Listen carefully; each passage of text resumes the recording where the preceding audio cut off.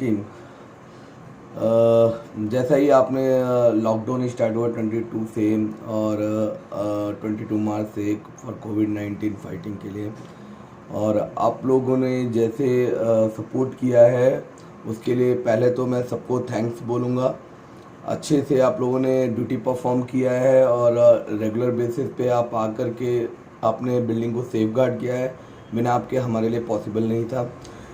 लेकिन हमको ये भी मानना पड़ेगा, अभी जो 3.0 लॉकडाउन स्टार्ट हुआ है, फर्स्ट तो हमारा लॉकडाउन हुआ था 22 को, उसके बाद हमारा नेक्स्ट लॉकडाउन हुआ था 24 से, फिर उसके बाद नेक्स्ट 15 अप्रैल से हुआ था, अभी फिर अगेन स्टार्ट हुआ है जो कि टिल 17 मई तक रहेगा। लेकिन इस लॉकडाउन में कुछ रिलैक्सेशन दिया है और एज वी नो दैट कि हमारा जो बेंगलोर अर्बन है it is coming to red zone, ठीक है ना। तो पहले मैं आप लोग से कुछ पॉइंट पे डिस्कशन करना चाहूँगा, क्योंकि जैसे लॉकडाउन ये जो कोविड-19 वायरस है जिसने सभी की लाइफ में कुछ ना कुछ चेंजेस किया है, उसने सिक्योरिटी फील्ड में भी कुछ ना कुछ चेंजेस किया है, हमारे सिक्योरिटी फील्ड के प्रोटोकॉल्स में चेंजेस किया है। तो हम वो प्रोटोकॉल पे डिस्कस करेंगे। पहला थिंग आता है मेन गेट। मेन गेट पे अभी जो भी बंदा आएगा हम उसका आईडी तो चेक करेंगे, बट हम टच नहीं करेंगे, हम उसको बोलेंगे आईडी कार्ड दिखाने के लिए। सेकेंड थिंग, मेन गेट पे हमको क्या चेक करना है, वो मास्क लगा के आया कि नहीं। बिना मास्क के तो किसी को एंट्री नहीं है, विदाउट मास्क किसी को भी एंट्री नहीं है, चाहे वो वेंडर हो, चाहे वो हमारा एम्प्लॉय हो, चाहे हमारा एफएम हो, चाहे हमारा कंपनी का इंचार्ज हो, चाहे हमारा सिक्योरिटी मैनेजर क्यों ना हो, बिना फेस मास्क के किसी को अंदर अलाउ नहीं है। थर्ड थिंग आता है, हम उसको जो चेक करना है हमको कि जो बंदा आ रहा है वो एम्प्लॉय है कि नहीं, वो हमको आईडी कार्ड जैसे ही हम चेक करेंगे। अगर वो वेंडर है तो उसके लिए जो डिफरेंट प्रोसेस है हम उसको, अगर वेंडर का फ्रिस्किंग और चेकिंग का हमारा मैंडेटरी है वो होगा, लेकिन उसके करने के तरीके चेंज होंगे। अब हम किसी भी वेंडर के किसी भी सामान को हम टच नहीं करेंगे, हम उनको बोलेंगे आप अपना बैग दिखाइए, वो अपने आप ओपन करेंगे, हम जस्ट लुक एट करेंगे, ठीक है ना। और उसके अलावा हमारा जैसे कि उसकी पर्सनल बिलोंगिंग्स है, ये है, वो अपना खुद दिखाएगा और खुद ही एंट्री करेगा। पर्स को आपके सामने ओपन करेगा या जो अपने बैग्स को अपने आपके सामने ओपन करेगा, और तब उसके बाद उसकी एंट्री करेंगे वेंडर नोट में। किसी भी पॉइंट पे अगर आपको बहुत ज़्यादा डाउट होता है तो हमारे पास एक टीम होगी जो कि डिसइंफेक्ट करती है मटेरियल्स को with the mask and proper things के साथ, वो हमारी हेल्प करेगी इसमें। और वो आकर के फिर उसका बैग्स को और उसको विद द मास्क वो प्रॉपर चेक करेगी। लेकिन जब तक डाउटफुल नहीं है तब तक नॉर्मल ये ही होगा कि वो अपने आप दिखाएगा और डिटेल एंट्री करेगा। ये हो गई मेन गेट की बात। तो मेन गेट से जो भी मटेरियल है ना, अब मेन गेट पे एक चीज़ और है, हमारे पास फूड वेंडर और ये सब आ रहे हैं। फूड वेंडर्स को अंदर अलाउ नहीं है, केवल हमको क्या करना है, उनको वहाँ से चेक करना है और चेक करके उनका कंसर्न रिसीवर को बोलना है, कॉल करेगा, वो रिसीवर आकर के वहाँ से अपना पिकअप फूड डिलीवरी जो पिकअप करेंगे। लेकिन उसको भी हमको इंश्योर करना है कि वो डिसइंफेक्ट हो, वो उनको हम लोग ब्रीफ किया जा रहा है एम्प्लॉय को, वो लोग उसका प्रोसेस फॉलो करेंगे। थर्ड थिंग आता है कुरियर एंड मटेरियल। जब भी ये आएगा आप इसको डायरेक्ट टच करने की वजह, अब जो भी चीज़ें हैं उनको बोलिए कि एक जगह दीजिए, वहाँ पे जहाँ पे आपका एफएम ने बताया होगा डिजिग्नेटेड जगह, वहाँ पे उनको रखिए, पहले डिसइंफेक्ट कीजिए, डिसइंफेक्ट होने के बाद ही फैसिलिटी के अंदर जाएगा। अब थर्ड पॉइंट आता है, सेकंड पोस्ट आती है जहाँ पे हमने स्क्रीनिंग प्रोसेस रखा है। कई जगह सेकंड एंड फर्स्ट पोस्ट एक ही आदमी है, लेकिन कई जगह ये डिफरेंट पोस्ट है। तो सेकंड पोस्ट आती है स्क्रीनिंग, बिना थर्मल स्क्रीनिंग के। जब वो मास्क लगा के अंदर आ गया बिल्डिंग में या मास्क लगा के आपके मेन गेट पे आ गया, उसके बाद आता है मोस्ट इंपॉर्टेंट उसकी थर्मल स्क्रीनिंग। सभी की थर्मल स्क्रीनिंग होनी है। जिसकी थर्मल स्क्रीनिंग हो रही है उसका एंट्री की कोई ज़रूरत नहीं, लेकिन थर्मल स्क्रीनिंग 100% सबकी हो रही है, होनी चाहिए। चाहे वो स्टाफ हो, चाहे वो वेंडर स्टाफ हो, चाहे वो कोई भी हो, गाड़ी से आ रहा हो, चाहे पैदल आ रहा हो, अगर वो बिल्डिंग में एंटर कर रहा है, एंटर करने से पहले उसकी थर्मल स्क्रीनिंग। कई जगह हमने बेसमेंट को ब्लॉक कर रखा है और वो रिसेप्शन के थ्रू आ रहा है, लेकिन कई जगह हमारा बेसमेंट ओपन है, तो हमारा क्या है, मेन एंट्री पॉइंट ही हमने वहाँ पे थर्मल स्क्रीनिंग रखा है। तो गाड़ी में आ रहा है, चाहे जैसे आ रहा है, हमको थर्मल स्क्रीनिंग उसकी करनी है। थर्मल स्क्रीनिंग के दौरान हमको ध्यान है कि उसके 3 से 4 सेंटीमीटर उसके माथे से गैप हो, हम उसको थर्मल स्क्रीनिंग करेंगे और बिना रीडिंग चेक किए हम उसको अलाउ नहीं करेंगे।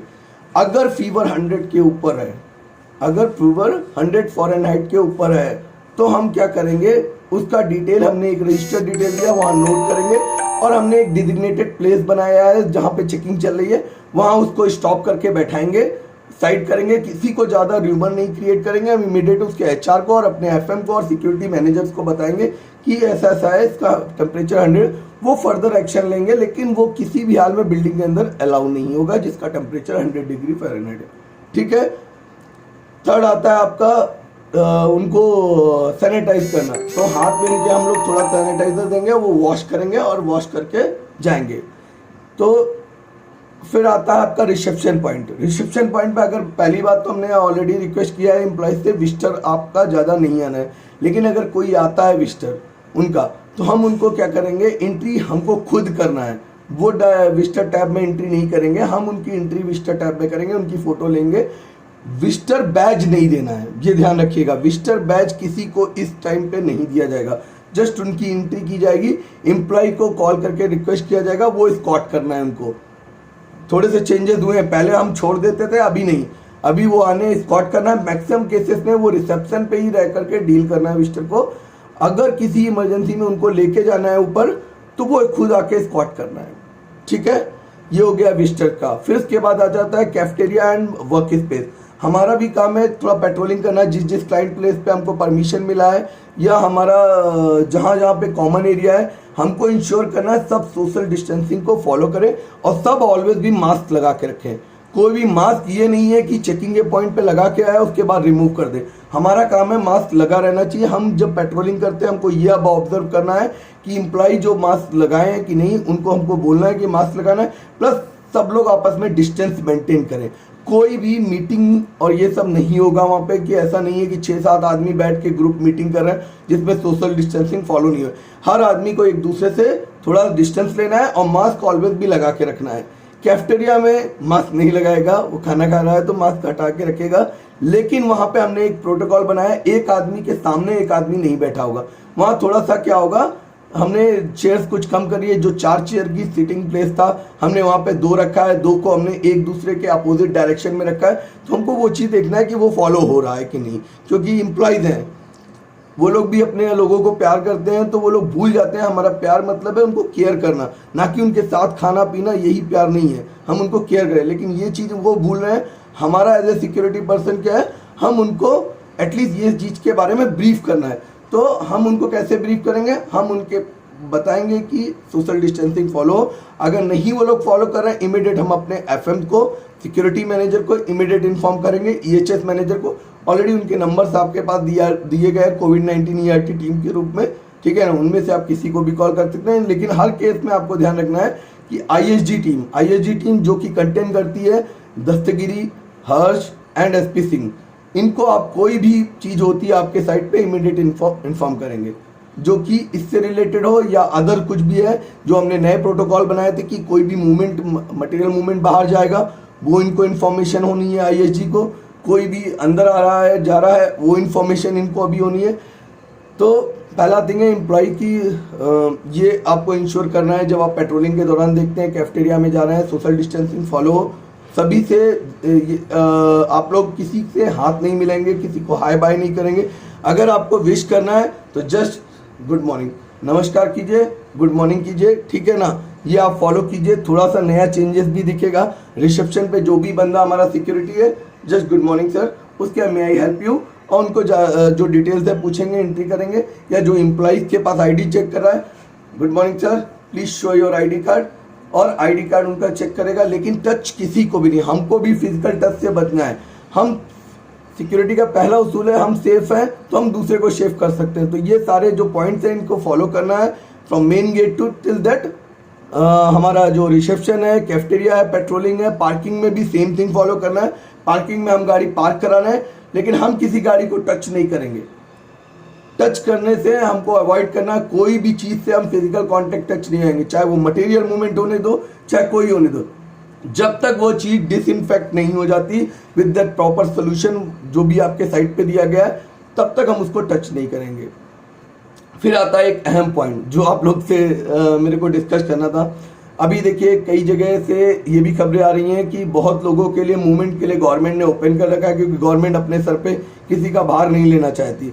इसलिए उन्होंने क्या किया है कि आप अगर अपने गांव जाना चाहते हैं तो आप जा सकते हैं, और उसके लिए उन्होंने सम लिंक्स और सम वे उन्होंने प्रदर्शित, लेकिन आप लोग समझदार हैं because you are in security field. अगर ये नहीं होता तो क्या आप घर जाते? नहीं, तब आप अपना काम करते हैं।